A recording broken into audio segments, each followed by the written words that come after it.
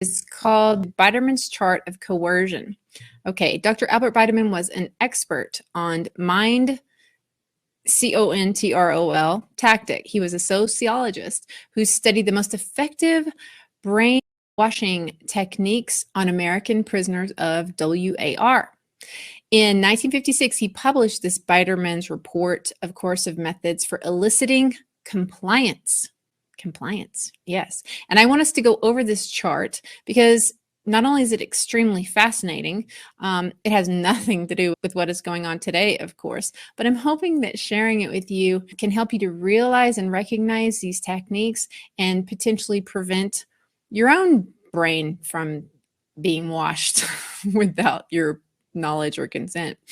And as a side note, for some of you who are unfortunately familiar with tactics within domestic violence in home and relationships, or who have a really controlling narcissist in your life, you may find and recognize some of these techniques yourself, because they're not only used by governments with a G, but they are used by any abuser who wants to control their victim. So if you've ever known someone who's like trapped in domestic violence and you're like, but all you have to do is go here and get out, and you find that they just stay in it and they don't want to leave and they wind up defending their captors, it's because they're dealing with the washing of the brain, if you know what I'm saying. Anyway, so Dr. Biderman presented this report at the New York Academy of Medicine in 1956, and one of the many books, as a side note, that he wrote was called The Manipulation of Human Behavior in 1961. It's out of print now, but check this out. This book, pull it up on Amazon here. This is the book here. Look at the price on this puppy. $579. Wow. Perhaps they are not eager for everyone to be able to afford to get this kind of info at their fingertips. But let's pop back into that Biderman's chart of coercion so you can take a look at these 8 tactics and become familiar with how they are being used to break the will of individuals so that it won't happen to you. Biderman report of coercion. Number 1, that is highly effective at coercing people into doing what you want is, oh, look at that. Number 1, isolation. Isolation. It says that the purpose of isolation is that it deprives the victim of all social support and their ability to resist. Interesting. Now you can see that there are different variants of isolation here. You can have complete solitary confinement, you can have partial isolation, or you can have group isolation. It all qualifies as being isolation that is utilized for the purpose to break down people's will. Wow. It also says that it causes people to have an intense concern with the self. What am I going to do about this? What am I going to do about that? I, me, and which is what they want, which is sort of interesting. It also obviously makes the victim dependent on their captor. We haven't seen any examples of human beings being dependent on captors that are enforcing isolation, have we? Oh no, don't be silly, Dana. Also, I wanted to point out that, this subconscious reminder that we're dependent on our captor for everything obviously adds to a feeling of vulnerability and this lack of support, the social support we're talking about. Obviously, not all of us can realize that these are not great things, but just who knew, I didn't, that this is an actual method to coerce people into your way of thinking. Now, psychologists have certainly studied the impacts of isolation as a form of punishment on prisoners. Lockdown. Wow. All this terminology. Interesting. Many of whom have come forward to say that it's not only counterproductive for rehabilitation, but it has been already called out as being a form of psychological torture. And isolation, even over short periods of time, have already been proven to make the people incapable of interacting with other humans in a healthy way without anxiety. Isolation breeds hostility. It's like you put a dog on a chain, you don't let him around other animals, eventually he's going to bite somebody. And the United Nations considers anything more than 15 days of solitary to be torture. Isolation as a form of eliciting compliance and controlling the will. Number 2, monopolization of perception. Says here that the goal is to fix the attention upon the immediate predicament. Again, they want introspection, thinking of the self rather than thinking of others. So they have to remove the stimuli that is competing with the messages of the captor. Isn't that interesting? Haven't seen any of that, have we? Which is why I'm spelling. That way, your captor is giving you the view that they want you to have, and they want to be the only version of reality that you get. It says here in this chart that they will eliminate information not in compliance with the demands, or eliminate, there's a couple versions of this chart, I'll pull both of them up, eliminate stimuli competing with those controlled by the captor, frustrates all actions not consistent with compliance. Makes a lot of sense. Monopolization of perception. So if you're in a prison, obviously that's a little easier to do, right? But with people having access to all these screens all over the world, how on earth could we monopolize people's perception?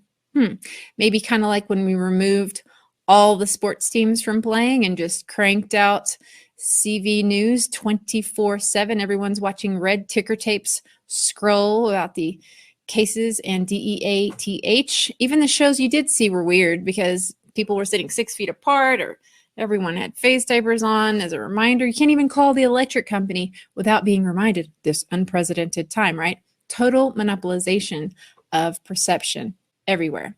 And besides the mainstream content, which we all probably got tired of and turned off a while ago, even social media.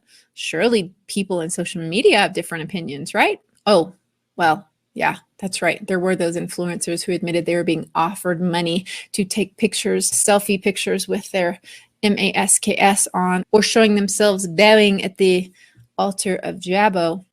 Come to think of it, this is all sounding very familiar. I'm having a little deja vu here. Oh, that moment in, when was it? Seems so long ago. October 2019. That simulation that perfectly predicted an outbreak that would happen in Asia that would shut down nations and economies. You guys remember this? Oh, yes. That was the one where they waxed poetic about how they would flood the zone with their version of what was happening. But I also think we're at a moment where the social media platforms have to step forward and recognize the moment to assert that they're a technology platform and not a broadcaster is over. They, in fact, have to be a participant in broadcasting accurate information, counterweight, if not flood the zone of accurate information, because to try to put the genie back in the bottle of the misinformation and disinformation is nigh impossible. So flood good information. Okay, others, yeah, Jane. They even discussed the importance of going beyond what was on the news and social media and getting their flood the zone messages right into the ear of their CEO or even their own faith-based organization. No, I think a complementary tactic, too, is to tap faith-based organizations and civil society and other institutions to recruit them also to basically, almost at a grassroots level, continue to basically have the integrity of the information. Well, that is pretty thorough monopolization of perception, isn't it? But surely the Gates Foundation didn't realize that this was a form of mind control. It's just a coinky dink. All right, what do we have here? Number 3, humiliation and degradation. It says here that this tactic makes resistance more costly than compliance. So it is easier to comply than to resist. Oh, how did that picture get in there? Let's get back to the chart. Let's see here. Humiliation and degradation is apparently very important for being able to control the mind.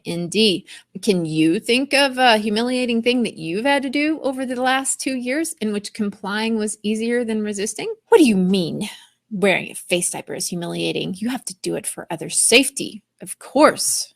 Don't be so selfish. Oxygen, smoxygen. Put your mask on. No, you gotta wear it on, honey. No, you gotta keep it on. Put your mask on. There you go. Keep it right there. Yay, Mason! Yay! Keep it on, Mason. Look, we're gonna keep it right here. Nope. I would like to point out that there have been humiliation rituals that have gone on for quite a number of centuries. And in fact, let's bring this one up right here. This particular picture was meant to be Anne Bridlestone being ridden through the streets of Newcastle by an officer of the city. Ralph Gardner, 1655 illustration. Apparently, the public exhibition of silenced and gagged women continued in Europe for millennia, and medieval England practices of scolding insubordinate women were recorded in court records from the 13th century. Why do you let him do this? Then you have what I found out later were slave masks. There is some historical evidence to suggest that slave masks were sometimes used to subdue resistance when people were captured and transported. And if you haven't seen my video on the privilege left out from history on exactly who has been enslaved over the history of the world, you should check it out because it's really great. But I digress. Anyway, these slave masks were employed for more often as a punishment for insubordination or preventing escape attempts on colonial plantations, apparently. But anyone who hasn't given much thought to humiliation as a practice, you may not realize there are entire sexual perversions that are built upon it. People who have a sickness that makes them want to feel humiliated, and they never wear masks. I mean, like, never. Well, never mind. Let's get back to the Biderman report, shall we? Okay. On the topic of humiliation, another form of that somewhat applies to the next tactic to enforce mind control is mentioned in Biderman's report, and it's called enforcing trivial demands. So the enforcement of trivial demands, actually the last one here, develops habits of compliance. So these demands can be made, even an illogical demands can be made or contradictory, and still work powerfully to reinforce to the victim just who is in control here. So for those of you who have been thinking critically about this situation and asking questions like, how is it that the Lyris is totally able to escape when I'm sitting within this perimeter, but as I walk over here, it is not? You are trying to bring logic into a situation that does not require logic. We are talking about the enforcing of trivial demands, which is in and of itself a form of controlling the mind. So that could help you to make a lot of sense of all of these hoops that they are seeing you jump through. It's like shooting at someone's feet and making them dance. Yes, that is a random stranger with a lint roller. And yes, people are stepping up to perform their trivial demand. No questions asked.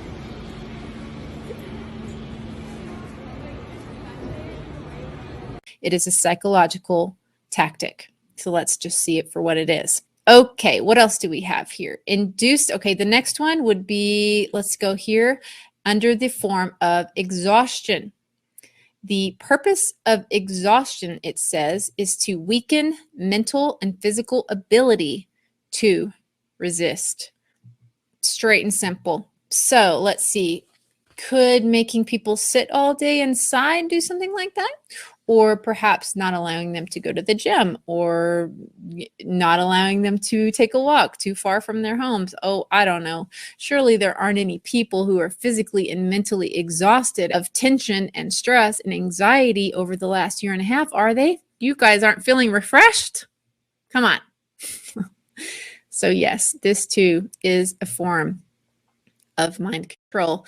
As you can see, there are plenty of articles in the media that talk about exactly this feeling of exhaustion that many people are having. And now you know it's an actual part of the plan. What else do we have here that is a form of mind control? Okay, after exhaustion comes threats. Straight up threats. So the purpose of threats is to create anxiety and despair. What kind of threats, you ask? Well, it says here, the kind of threats that work well to wash people's brains are threats of DEATH. Imagine that. The death toll tonight is more than 82,000. 82,000. Bullshit. Well, thankfully, none of us have been dealing with that, have we? I don't know. That seems pretty over the top. I mean, has anyone been threatening you with other people DYING? I mean, just because there's a nonstop ticker across your screen 24/7 for 20 months doesn't mean you're experiencing threats of DEATH, does it? Well, it says here that the American POWs that were being threatened, they were threatened to not be able to go back home. They were threatened to be abandoned. It says here that threats against the family are a big deal. We've certainly seen a lot of that. Vague threats, a lot of back and forth, and a lot of just confusion under these vague threats is something we've all been dealing with. And last thing it says here is mysterious changes of treatment. So one day it's one way and the next day it's another way. And that actually kind of ties into the next one on this, which is called occasional indulgences. So on the topic of occasional indulgences, it says that they have to do that sometimes to have positive motivation for compliance. The Bay Area to Chicago and today in New York City, restaurant owners getting a lifeline as big cities and states loosen dining restrictions. So if you never gave positive motivation for compliance, you would not get as much adherence to the psychological programming. What kind of indulgences can you guys think of? Loosening of rules, reversing of decisions, saying it's never going to be this way, but then it is, and then it goes back, 2 steps forward, 1 step back, giving a reward for good behavior, perhaps. All kinds of coercion and rewards and indulgences that we are seeing now, aren't there? When you get vaccinated, I got vaccinated. You're saying I could get this, these delicious fries? Wait a minute. But there's also a burger element to this. I want you to look at this and think about, again, some people love hamburgers, some don't. Really want to respect all ways of life. But if this is appealing to you, just think of this when you think of vaccination. Vaccination. Make it stop. Okay, I'm out. Indulgences, all kinds of indulgences and positive motivation for compliance going on, isn't there? It says they also give rewards for partial compliance, making promises. How can they hit every single one of these in one psyop? This is absolutely amazing. And finally, we will move on to the last point for taking over the will of the people, and that is demonstrating omnipotence. So the reason why they want to demonstrate just how potent they are and just how grand and big they are is because they want to suggest that your resistance is futile. They want to show complete control over the victims. Jeez, Roscoe. He wants to show his omnipotence, right? You just want food. That's all. Give me 5 more minutes, dude. All right. So what I think of when I think of this one is, for example, you know, guys, I talked to you about how I was saying that TRUMP would be used to create animosity and persecution against Christians and those who are more on the right way of thinking. And what did we see but that in this last year and a half? Now, furthermore, what hope do any of us have for not being censored if the President of the United States is taken off of his social media? They're saying, you have no chance. We can delete whoever we want. The annihilation of our rights was totally accomplished through his presidency. And that was the goal. I know a lot of you don't want to believe that, but That's my story, and I'm sticking to it. So the futility of resistance is a really important part of the mind control in all of this. I guess another aspect of this is the fact that the entire planet has been shut down at the same time. That certainly is big, right? But what we need to realize is they want us to believe in and fear their potency, their omnipotence, because they are not that.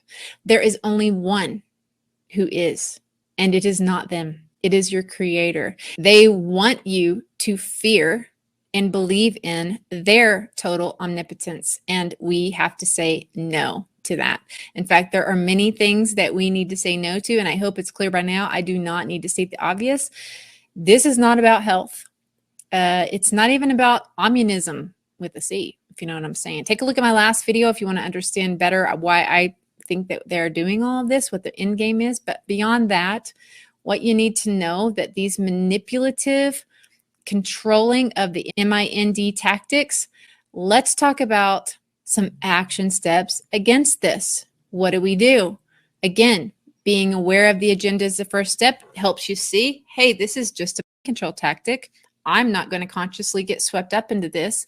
But instead of isolating, first example, instead of doing what they want, instead of isolating, we come together. We come together with other like minds. We come together to help each other. We come together to cooperate, to rely on and form communities with each other, not just by an app, not just online, but in person. Grow food, come together, read the word, consider how you might be able to barter, how you need to, what each of you as neighbors can bring to the table to offer to each other instead of isolating. Just imagine if your internet and electricity went out right now. There was no way to get food. Would your neighbors be a help or a hindrance to you? Form local alliances or go somewhere where you can. Remember, they want us to rely on them. We need to rely on ourselves and each other in fellowship. Instead of allowing them to monopolize our perception, we turn off the boob tube. Right? We don't let that filth and that programming and that fear-based content into our eyes and ears, not just CV news, but even mindless entertainment, sports that keeps you learning statistics of what and for what purpose, channeling your God-given testosterone into what? We need men to be men. I'm really calling out on the men right now. I know you've been very hit hard from every angle and it's not right, but you know, just turn it off. Make a concerted effort to find sources of content that are teaching truth, promoting fellowship, spiritual growth, preparing for tribulation, because that is what is coming. These celebrities that they're being lauded around in front of you as someone to follow, they are sheepdogs to cull the herd. That's it. They're given fame for the purposes of shifting everyone where they want them. So at this moment, as one form of alternative information, I wouldn't say spend a lot of time in there, but at least if you want to find out some information about what's really going on with the shoulder poke and whatnot, is being spread on Telegram. It's not perfect, but if you want some alternative news about that, there's a lot of it on here. Let me hop on here and show you guys real quick what it looks like.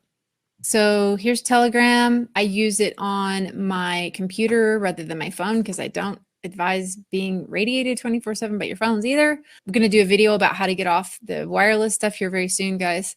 But so you can see I'm sharing different types of news that is coming in that you're not able to share anywhere else anymore. We have a lot of young people that are suffering greatly because of what is being forced on them right now, if you know what I mean. So anyway, I will provide a link in the description box how you can jump onto Telegram, because we have not only my channel, but then we also have a chat where different people get on and they respond and give their insights and uploads and shares as well. So there's that.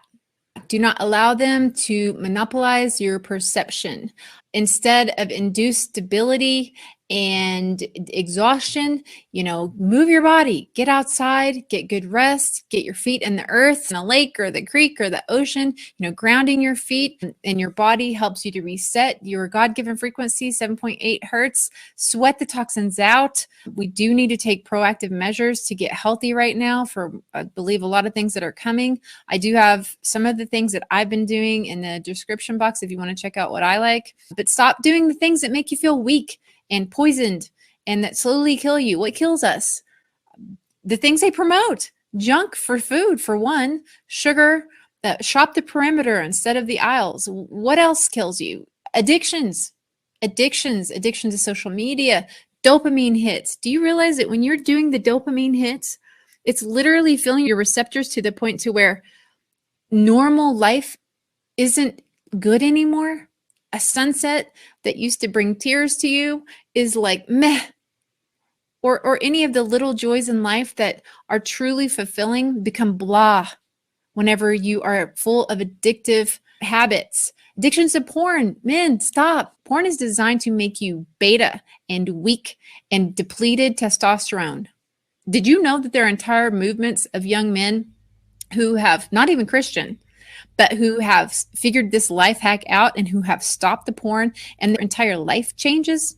Their posture comes back, the confidence that they have, their attraction from the opposite sex starts again, the love for life comes back again because they stop this murderous, depleting practice. It is designed by the enemy to make you miserable. We really need our men to be spiritual leaders, and I feel for what the men are going through, but I want to encourage them to take back their power, call on your creator in the name of Jesus to help you if you have addictions to any of these things. We can't be tethered to these devices. They are radiating us to pieces. We need to walk outside and feel the sense of awe for life, for the sunset, for the miracles all around us.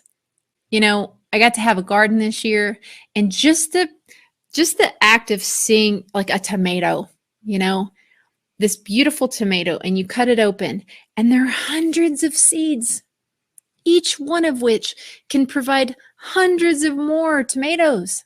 Like, that's God's abundance. That is God's love for us. That is how he takes care of his children. And if we can't get ourselves into that mindset of gratitude and just appreciation and love for our creator, then something else is going on and we need to address it now before things really start to shut down, right? So when you see these threats, the demonstrations of omnipotence of the enemy, know that they are bluffing.